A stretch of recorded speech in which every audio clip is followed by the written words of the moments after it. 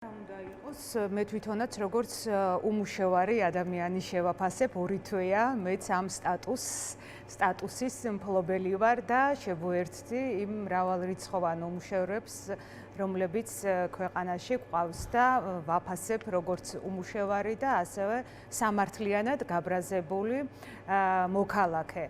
როგორც საჯარო მოხელე და არსით და ჩემი თვითშეგნებით ნამდვილად ვარ საჯარო მოხელე და ჩემი 10 წლიანი გამოცდილებაც არც თუ ისე მცირე მეხსიერებას შეიცავს, რაც საჯარო სამსახურში ძალიან მნიშვნელოვანია ეს ინსტიტუციური მეხსიერება. ამასთანავე საჯარო მოხელებს ძალიან გრძელი კარიერული გზა აქვს და ამ გზაზე ზედმიწევნით კარგად მივდიოდი დეკემბრის თვეში.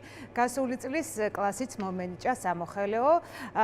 გათავისუფლებას რაც შეეხება ჩვენი როგორც ცენტრალური ხელისუფლება და ცენტრალური მთავრობა, ასევე ქალაქ თბილისის მთავრობაც მათი ხელმძღვანელებით სრულიად გასული არიან კანონმდებლობის ჩარჩოებიდან. ჩვენ დაგვაბრალეს საბოტაჟის მოწყობის მცდელობები, მაგრამ თვითონ არიან ყოველგვარი სამართლებრივი სახელმწიფოს ჩარჩოებიდან გასული. როდესაც პრემიერ-მინისტრი ერთპიროვნულად მისი გადაწყვეტილებით აჩერებს კონსტიტუციის ერთი მუხლის მოქმედებას 4 წლით, ანუ 2028 წლამდე ფაქტობრივად შეაჩერა კონსტიტუციის ერთი კონკრეტული მუხლის მოქმედება. ამ ლოგიკით მან შეუძლია სხვა მუხლის მოქმედებაც შეაჩეროს, ხო? მაგალითად 37 მუხლის, რომელიც ითვალისწინებს ყოველ 4 წელიწადში საპარლამენტო არჩევნების ჩატარებას, ხო? და შეუძლია გამოვიდეს სხვას, რომ მე 2054 წლამდე ვაჩერებ ამ მუხლის მოქმედებას და ჩვენ ვრჩებით ამ დრომდე, ხო? ანუ სრულიად სამართლებრივ აბსურდში ვართ. ამ მდგომარეობით გამოვიდა და კონსტიტუციური ცვლილება განახორციელა ერთმა ადამიანმა თავისი ერთი განცხადებით, ხო? ამას ბუნებრივად მოყვა საჯარო მოხელეების მძაფრი რეაქცია და არც ჩვენ გამოვაკლდით მერიის თანამშრომლები გავავრცელეთ მეორე მომდევნო დღესვე განცხადება, რასაც მოყვა ის მწვავე შეფასებები, რაც გაკეთდა ჩვენი მისამართით.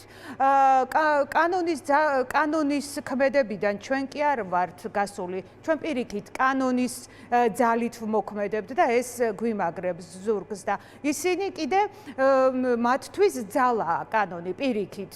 ძალმომრეობით მოქმედებენ და ამას რა შეუძლია რა შეიძლება ჩვენ ამას დავუპირისპიროთ, როცა ხელისუფალი არც გისმენს საერთოდ, არც ინტერესდება, მას შეეძლო დაინტერესებულიყო უბრალოდ ამ 229 ადამიანით და მათთან გასაუბრების შედეგად მიიღო ის გადაწყვეტილება, რაც მიიღო გათავისუფლების. თუ განეხილა თვითონ ის განცხადება, რაც გავავრცელეთ, იმიტომ რომ იმ განცხადებაში მხოლოდ იმაზე იყო საუბარი, რომ ჩვენ კონსტიტუციას ვიცავთ, 78 მუხლს ვიცავთ და როგორც გვიმუშავია, ისე მუშაობას ვაგრძელებთ.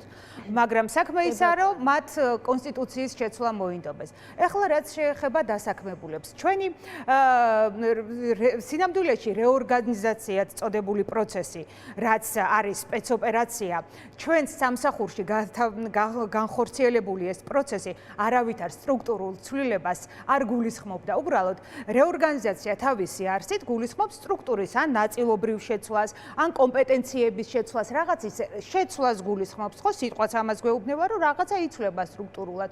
ჩვენ სტრუქტურაში საერთოდ არაფერი არ შეცვლილა. სამსახური დარჩა ხუთგანყოფილებიანი, ფუნქციები არავის შეცვლია, უბრალოდ კულტურის განყოფილებას შეუმცირდა 2 თანამშრომელი, მე და თამთა 20 კაციანი განყოფილება დარჩა 20 კაციანი და განათლების განყოფილებას მოაკლდა 1 ადამიანი. სამივე ეს ადამიანი ვიყავით ხელმომწერი და აქედან ყველაფერი ნათელი და ცხადია და მინდა ვთქვა იქ დასაქმებულებზე. ჯერ ერთი შენიშვნა ის, რომ ჩვენ როცა საჯარო სამსახურს ვიწყებდით, მოგვეთხოვებოდა ცნობა ნასამართლეობის შესახებ. ანუ საჯარო სამსახურში მუშაობას ვერ დაიწყებ თუ ნასამართლეობის შესახებ ცნობა არ აქვს. ბატონი თემურ თათარაშვილი ძალიან მძიმე დანაშაულისთვის არის ნასამართლები და მსჯავრდებული. მას 2006 წელს 10 წლით თავისუფლების აღკვეთა მიესაჯა ნარკოტიკული ნივთიერებების შენახვა რეალიზაციის გამო. წარმოგიდგენიათ თქვენ? ნარკოტიკული ნივთიერების შენახვა რეალიზაციისთვის 10 წლით მსჯავრდებული პირი, როცა არის დასაქმებული ახალგაზრდებთან და კულტურულ მიმართულებას, ანუ კანონი დაარღვიეს, გამონაკლისი დაუშვეს თემურ თათარაშვილისთვის, მათთვის არ არსებობს ეს კანონი. ანუ სრულიად წარმოუდგენელია, რატომ არის მსჯავრდებული ნარკოტიკების შენახვა გასაღებისთვის სასჯელ დადებული პირი ახალგაზრდულ ცენტრში კულტურის მიმართულების. ანუ როგორ მოხდა, რომ კანონის გვერდის ავლით მან არ წარადგინა, როგორ დაასაქმეს? ძალიან მაინტერესებს, როგორც რიგით მოქალაქეს, ხომ?